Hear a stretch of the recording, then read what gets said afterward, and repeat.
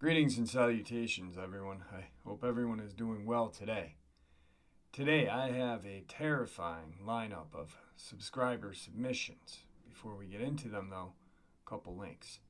As you know, I rely on Patreon, PayPal, and my merch store to help the channel to continue to grow and go. Those links are in the description below. Also, Dogman Frightening Encounters, Volume 1, 2, and 3, the audiobook versions. They were written and researched by Tom Lyons, narrated and produced by me, Jeffrey Nadolny. Those audiobooks are available on Audible, Amazon, and iTunes.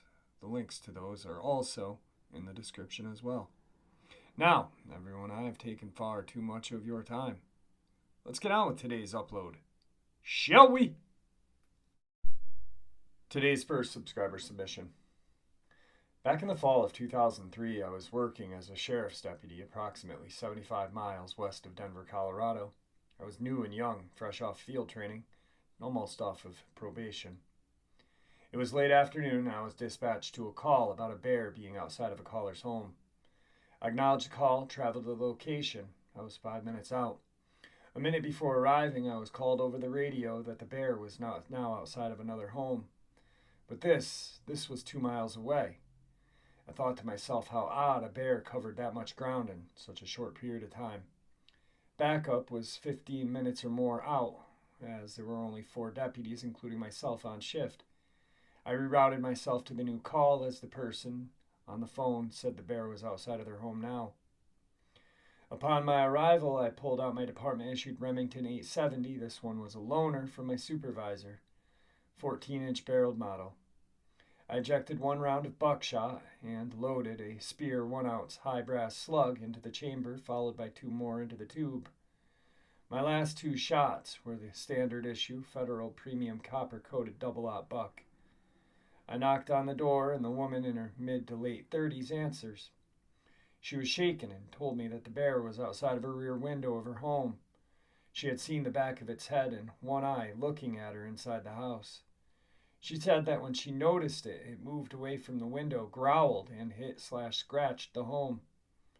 She wanted me to check the area and make sure it was gone, as her 2 kids would be returning home from after-school practice. I don't remember what it was. I had maybe an hour of daylight left. I radioed to backup that I would check the area behind the house for the bear. Backup deputy number 1 was 5 to 7 minutes out from me. Backup deputy number 2 went to the other house for the first call. This was due to the first caller getting more scared and wanting a deputy there. Walking my way to the backyard, I looked at the window where the homeowner said she had seen this creature. The window was almost 6 feet up from where I was standing. I thought to myself, that would have to be a pretty big bear. I also noticed the scratches on the siding of the home at the bottom of the window.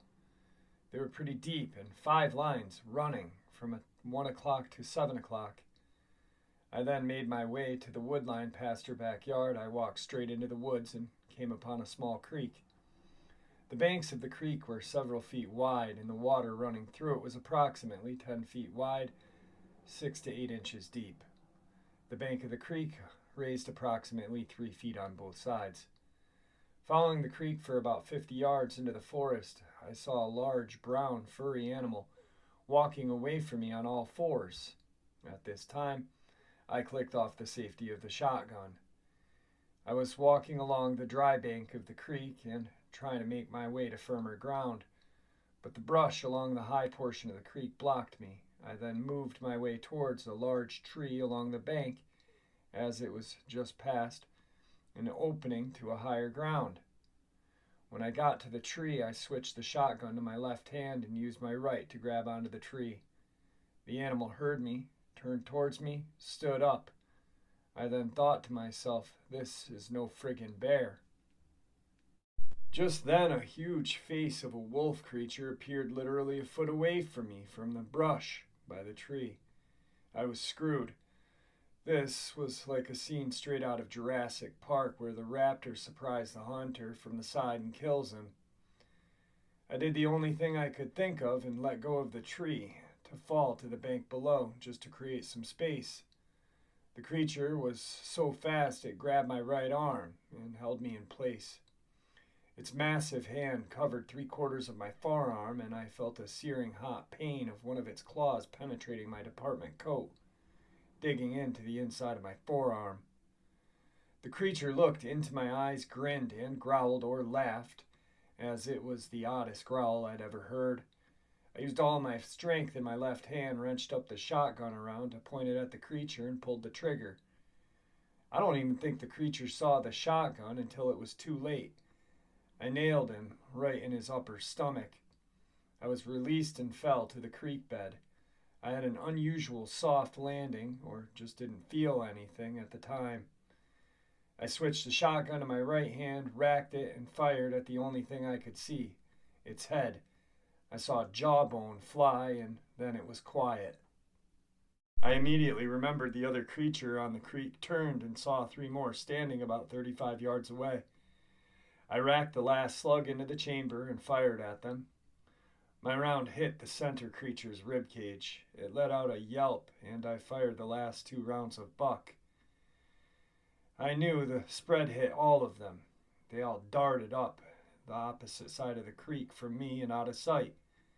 I unholstered my Glock 21 and fired another 6 rounds at one of the creatures when it returned to the creek bed. It then ran back into the woods. Both other deputies heard the shots and came to my aid. I needed 6 stitches to close the cut on my forearm. Every off-deputy was called in to look for the 3 more bears, but nothing was found. One body on scene was guarded by a sheriff and his major. The feds showed up from Denver in about an hour. I was asked a lot of questions and asked multiple times if I was bit. I also had my blood drawn 3 times over the next 3 days. I was told checking for rabies, which I know they weren't looking for. At the medical center, after getting stitched and cleaned up, Agent Bob, this is what I will call him to this day, in his thick southern accent, came to me and told me he was impressed that I didn't die after coming up against 4 bear, and that the one that I killed was a real large one. He gave me a handwritten card with his number on it, told me to call him if I saw any more bear. I asked him if I should stock up on silver, kind of tongue-in-cheek move on my part, telling him that I know what we're really talking about. To my shock, he told me it wouldn't be a bad idea, but a slug to the head seemed to work just fine. The sheriff came in and told me he was going to give me a commendation for protecting the public from a crazed bear, and to take the next 6 weeks off with pay to heal from my injury. First Dogman I'll describe as all black with shades of gray mixed in its coat. The eyes were pure gold color with small circular wisps of black. There was no eye shine, as it was still daylight, and it purposely got into my face to show its dominance. In fact, it was so close that I could see its dark plaque buildup on its front teeth and canine. The closest image is the one that you use of the Dogman face in the grass. The first time I saw this image, it gave me instant flashbacks. The way it looked at me and grabbed me, I saw extreme intelligence in those eyes. It was just blind luck that I survived. If I didn't click the safety off the shotgun or maintained a firing grip when I transferred it to my left hand, I really don't think I'd be here today. Before I left for the medical center, I was able to look at the body after my sector partner bandaged up my arm to control the bleeding. There was not much left of the face. The ears were like a German shepherd's, but with tufts at the peak. The hand almost reached to its knees.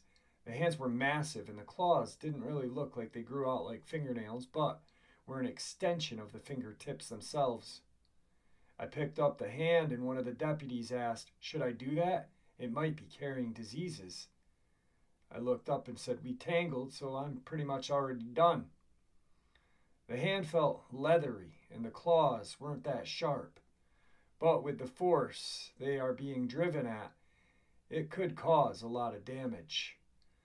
The male had what I call a slight chest puff, like a mini mane that some dogs have. The legs and feet looked like how we would look if we walked only on the balls of our feet, with the heel being more of a joint. Unlike a dog, this one had 5 toes, not 4, but it still looked like a larger pawed foot. There was no tail that I could see. The body was lying on its back. I stretched out its left leg and estimated its height to be approximately 8.5 feet tall. I'm not good with weight, but the feds needed 2 Kubotas to drag it out to a waiting 3,500 truck. The second Dogman person was smaller in build than the first, but it was later found out to be a female. I believe this one was trying to distract me while the male sprung his trap. She was dark brown in color. The other 2 appeared to be male, and both similar looking to the one that I killed. Now that the descriptions are out of the way, I will move on with the rest of my experience and where I have been relocated by the feds. I was dropped off that evening to my small home. It's a nice 1,050 square foot all brick 2-bedroom 2-bath home on 3/4 an acre, perfect for a single guy like myself. My nearest neighbor is about 600 yards away. My parents helped me purchase this when I got my job. My parents live in Denver. I was greeted by my small female German Shepherd, Lucy. She was happy to see me, but kept smelling me and just kept tucking her tail. After getting cleaned up and changed, she was all hugs and kisses. The next morning, I checked in with the sheriff's office. When I pulled into the parking lot, I noticed at least 6 Fed vehicles, a federal armored vehicle like today's Bearcat. I went in, met with the sheriff. The sheriff handed me my commendation letter, told me to read it carefully, as the feds were all over the office, as he told me that our federal friends were going to be staying in the town for the next couple of days to help the department try to locate any more bear. I went out to my car and took out my letter. Inside was a note that said to meet a clerk at the courthouse. I traveled there and met with her. She handed me another envelope and told me to read it here. I opened the envelope and read a handwritten letter from the sheriff. It read as follows: Son, I can't help you in your time of need. As my hands are tied, I am being watched, so are you. The agents are using you as bait. You are being followed by them, but I don't think they are here to protect you. Protect yourself however you can. Don't leave and go home to your parents, as the others may come back for you. When we get through this, we can talk about it when it's over. You have 1 down and 6 more to go. After I was done reading it, she shredded it. Over the next week, I went to all of my doctor appointments, which were held in a mobile command bus by a doctor I had never seen before. She was nice, but barely said a word. Agent Bob stopped by and asked if everything was okay at home. I told him everything was fine. He said to me, "Great," and on his way he looked back and said, "Trust your dog." I always carried my Glock 21 with 3 additional mags, and at home I had loaded my own personal Remington 1187P shotgun, similar to the one I carry at work, but this one was semi-automatic and held 7+1. I loaded it full of slugs and set it by my bedroom door. Thank you, Pop, for the Police Academy graduation present. On night 11, I woke up at around 2 in the morning. My dog was whimpering and growling. I could hear what sounded like multiple footsteps outside of my home. I had my blinds closed in my bedroom and didn't want to open them. I went over and picked up my shotgun, rechecked it, clicked off the safety, opened my bedroom door, and my dog ran out to the living room and dining room area. She immediately locked on the back window. She tucked her tail and was frozen, but it was like she couldn't decide whether to bark or run. I had a desk set up in the dining area, as this is where my computer was. I had a small desk lamp on it next to the computer. While still in the hallway, which was dark, and around the corner, I used the mirror in the opposite wall to look in the window. I saw the head of the female Dogman looking into the window with a side-eyed stare, like how a really pissed off dog will warn you you're about to get bit. This time I could see the golden reflection of her eyes. I whispered the command of speak to my dog. She went apeshit barking. I then heard both of my bedroom windows shattered, and I popped from around the hallway corner, lined up the rifle sights of my shotgun, and pulled the trigger. The window was blown outwards. I then swung the shotgun back toward my bedroom, but couldn't find anything to shoot at. I then heard the diesel engine race up and stop.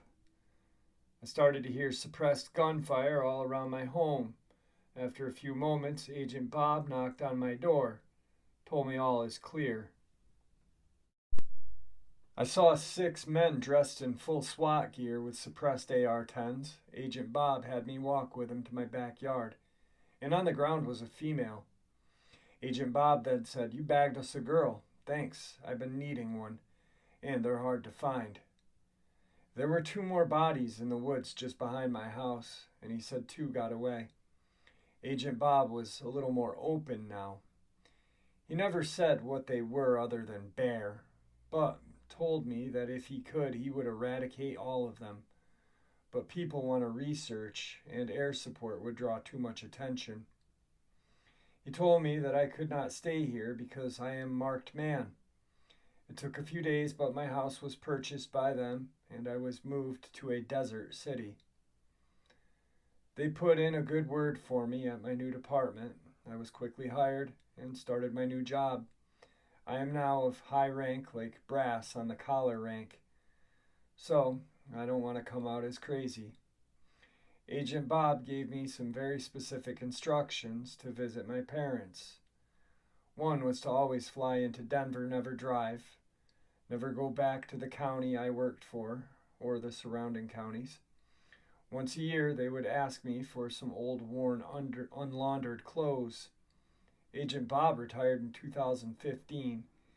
He told me in one of my yearly checks, I don't know what happened in July of 19, but I was contacted and told that any bears that may remember me have been taken care of, and all requested travel restrictions have been lifted. I will no longer be contacted by them. That's it, Jeffrey. You know everything I know. Cover up, yes. For the common good, I believe so. Can they be killed? Yes. But only if you have luck and speed on your side and an awesome dog. Rest in peace, loyal Lucy. Finally, I feel that since everything is over now, if I tell my story, the feds are not going to care, as I'll just sound crazy. The others in my group feel the same, as none had ever signed a non-disclosure agreement. I think the feds know if we come out with our stories, we'll just lose our jobs and look like kooks. Now, after he shared that with me, and I had aired this about 2 years ago, I reached out to him and I said, I would love for you to come on the channel, and that way people can hear your experiences from your own voice. And the reply email was this: Jeff, I'm sorry I have not gotten back to you more recently. Also, with current events, I am working nights and out on the streets. I'm a lieutenant now and on promotion list to captain. I plan on retiring in 4 years when I hit my 20th. I wish I could go on your show, but my voice is pretty recognizable, and I have been on TV a few times. Also, I was contacted by my last handler and was told not to share much more than I already had, as some of what I can say currently affect their operations. I can talk with you about my incident, but can't divulge anything related to what they are currently doing or have done recently. They are listening to your channel. Victor may be in that same organization, but that's beyond my knowledge. Agent Bob is kind of like a more serious combination of Jeff Bridges from the movie R.I.P.D.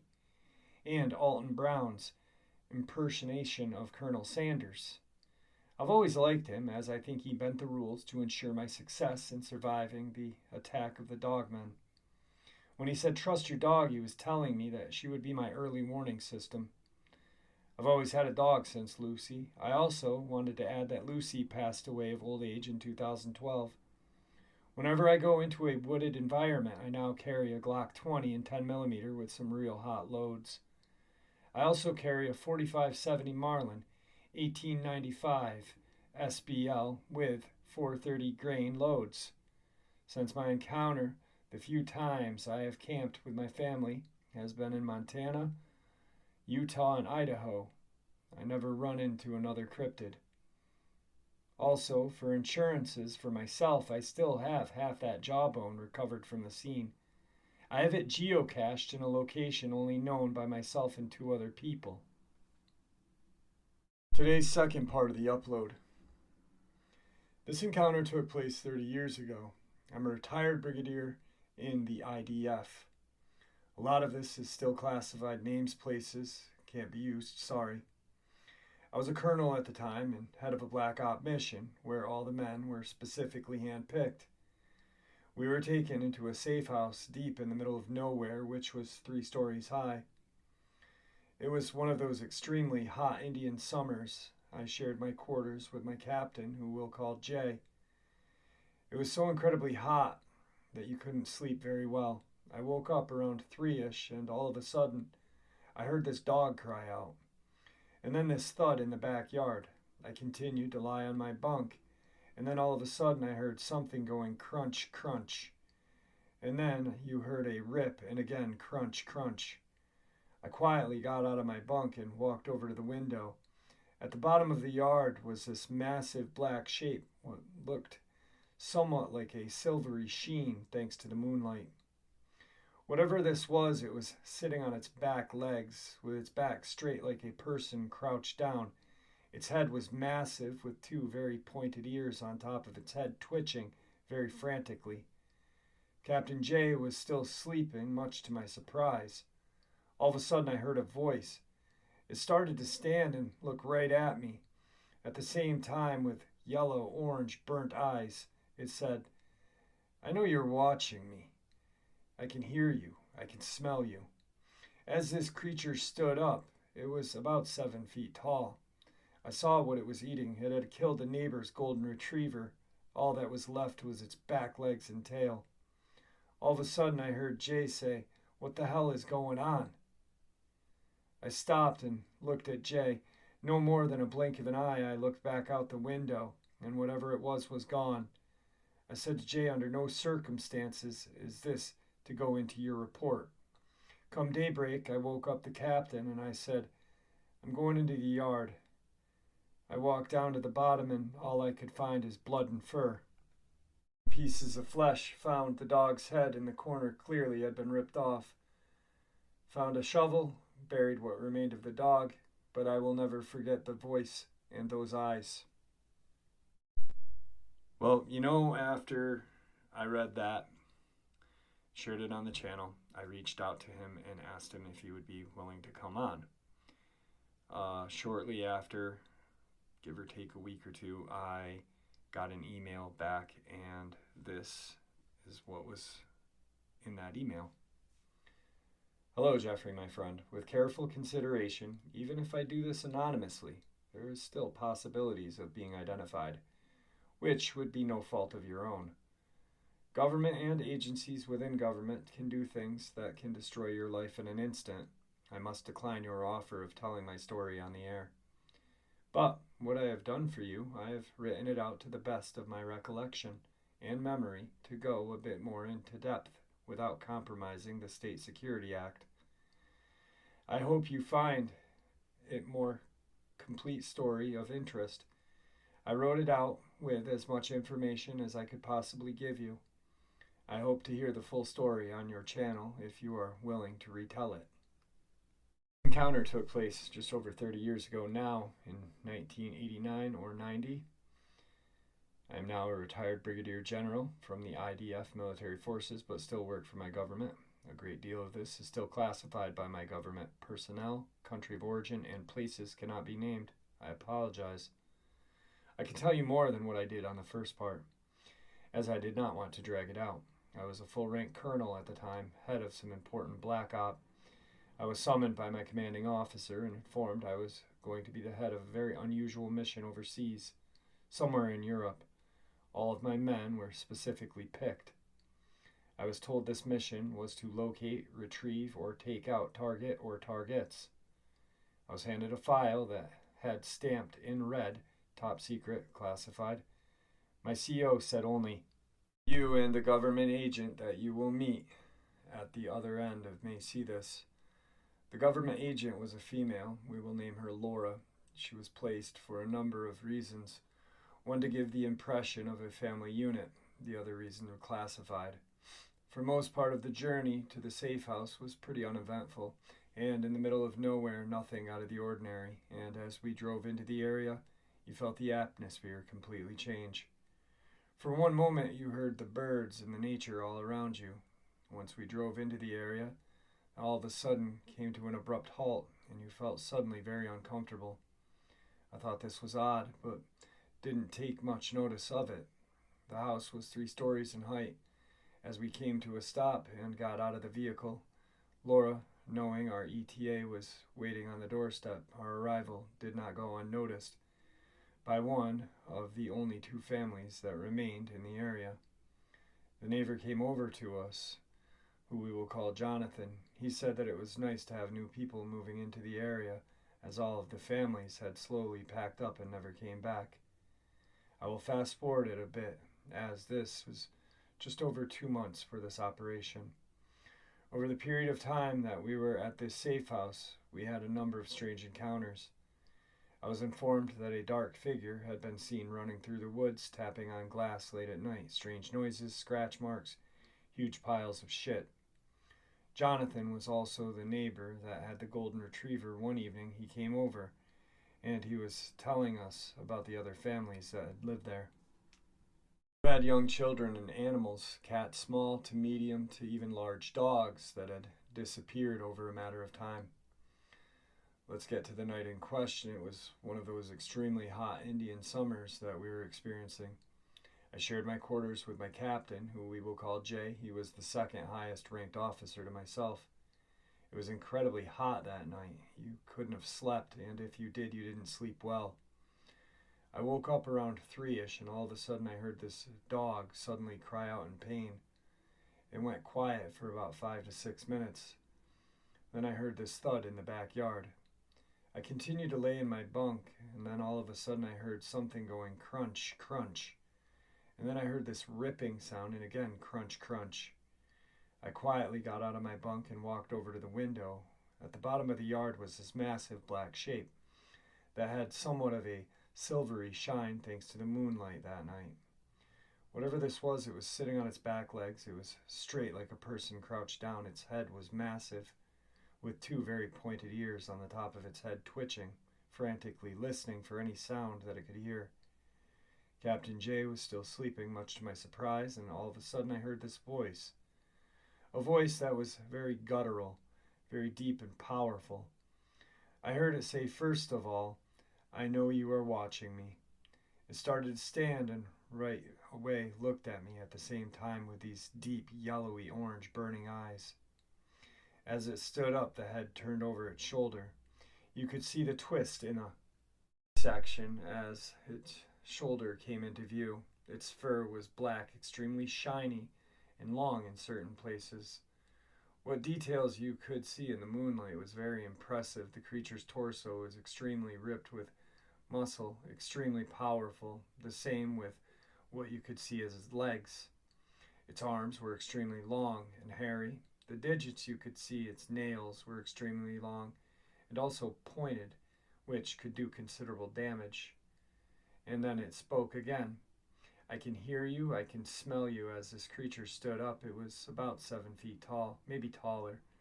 I saw what it was eating. It had killed Jonathan's golden retriever. All I could see what was left was 2 back legs and the tail. All of a sudden I heard Jay say, "What in the hell is that, sir?" I stopped and looked at Jay for no more than a blink of an eye. I looked back out of the window, and whatever it was had jumped the fence and went. I said to the captain, under no circumstances is this to go into your report. Come daybreak, I woke up the captain, and said I'm going into the yard. Walked to the bottom, what was about 100 to 110 yards or so. All I saw was blood and fur and pieces of flesh. Found the dog's head in the corner. It had clearly been ripped off and thrown. I went looking around and found a spade to bury what remained of the dog, hosed down the area and cleaned up the blood in any mess. But how will I never forget that voice and those eyes that looked right through me? A day later, Jonathan comes over and asks if we've seen his dog. We had to say no, but we knew the truth of what had happened that night to his dog. 9 days after this, we completed our mission, got back into the cars, back to the airport, and then back home. For those of you who are not familiar with the IDF, it is Israeli Defense Forces. I got thinking about all of this, and I was like, why would they be in Europe? And then I got thinking, names, places, countries had been changed for state security reasons. State security is another Israeli term as well that they use. So then I looked into 89-90. Now, Israeli forces were doing battle with Syria. There's a lot of skirmishes going on. A country right next to Syria where a lot of Syrians, terrorists could go over to is Turkey. And if you look at homes in Turkey, they are 3-story buildings, like is described in this. So what I was thinking is possibly this small team was over in Turkey to try to get some of these Syrian terrorists or whatever have you, and had a unfortunate meetup with this creature. I don't think it was a Dogman, just based on what Zach from the channel has told us. He is actually one subscriber that has heard one talk, and Victor. So I think what was seen that night was a werewolf. It would describe a lot of the way the creature moved, the way it was sitting, the way it could talk. But yeah, there was pieces in the puzzle missing, so I wanted to fill in those blanks, and I think I did. So, alright guys, so I hope you enjoyed today's upload as much as I enjoyed sharing it with you. I want to thank everybody for always being here, always supporting the channel. You guys are what makes this channel go, and it truly means the world to me. With that, I want to encourage everybody to be nice to each other. We can only respect ourselves and look out for ourselves because, well, the government isn't gonna. I mean, look at the first experience today, using them as bait. Also, reading that one encounter, the first one, brought some questions to my mind about certain people and things, which I'm going to address and ask questions now. So with that, I encourage everybody to be kind to each other. I encourage everybody to do your own research and look deep. Also, I encourage you guys, those of you or all of you, if you guys see something and a video, a picture or whatever, really look into that picture. Really look into that video. Because there's a lot of hoaxes going around. Being me, I don't just take things as face value.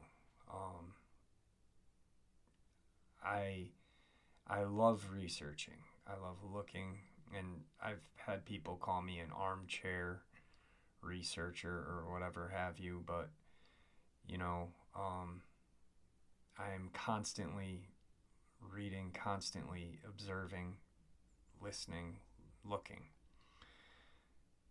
There's a video that's kind of being shared on the internet right now, and it's creating kind of a little stir of, I don't know what have you, but it's a forest, and there's these two huge pine trees getting shaken, 50-foot pine trees, 60-foot pine trees, probably even bigger.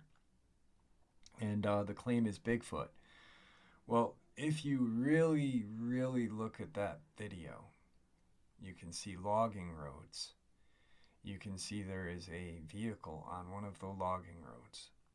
And what it is it's an excavator, excavating trees for a logging company. It's actually a drone footage taken by the logging company. And then it leaked out and someone posted, Bigfoot takes down forest. I really encourage everybody to really look at things with kind of both sides, because that's how we're going to get the truth. We can't take everything at face value, especially on the internet. You know, you've got to question. You really do have to question things. With people sharing their encounters, I have a hard time questioning people because I wasn't there. I don't know what they saw. I don't know what they went through. I know what I went through. I know what I saw. That I don't question people when they share their encounter with me, but I question video clips and other strange pictures. You know, there was once a picture of a raccoon in a tree, and the way the coon was in the tree and how the distance from it, it really honestly looked like a Dogman from a different perspective. But then if you really looked clear and you kind of measured things out, you could see, and that was definitely a raccoon. There's a lot of hoaxes out there, and you know, I think that's what really messes up our community. You know, people already look at us like we're crazy. We're not. We know that there are things out there. We're not crazy because we know that. So I think what happens is people start, you know, posting these crazy pictures, crazy videos to make us look like we are truly crazy and that we will buy into anything. And a lot of people do buy into anything. But we need to be really aware of that. And, you know, I'm only sharing this because a couple of people sent the video to me. And, you know, it's crazy that there are people out there that want to hoax our community. And it makes me mad because look at Jimtown Road. How can you say that these things don't exist with an attack like that? How can you say that these things don't exist with the attack that two attacks on two different sides of the country, one in Texas and one in Colorado, one supposedly a mountain lion, one supposedly a bear, but they both had a nickel-sized hole in their sternum area. These things exist, and the people out there that want to make us look crazy, I believe, are the government. And it's what they did with UFOs. It's what they still do. You know, they discredit us. So we have to really be really observant and kind of look at things on two sides. So I don't know. I just wanted to share that with you guys because, you know, it makes me mad that people would post videos like this and just to discredit us. You know, it's just a really douchey thing to do. All right, with that, farewell and thank you and see ya!